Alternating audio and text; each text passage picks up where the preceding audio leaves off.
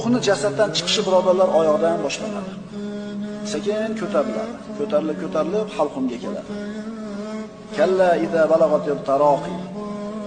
Dar haqiqat jon halqumga yetganida, shu vaqtda jon halqumiga keldi. Oyoq qo'l ishdan chiqdi, ko'z ko'rib turibdi. Atrofdagilar ko'rib turadi. Vaqila man ro. Dam solib o'qib qo'yuvchi biror kimsa bormi deb qolishadi. Atrofidagi tabiblar boyaga endi o'lishga iqtizorlayotgan kishini oldagi tabiblar hali shok qilib to'q bilan urib ko'radi, hali ukol qilib ko'radi, hali bir yuragini massaj qilib ko'radi.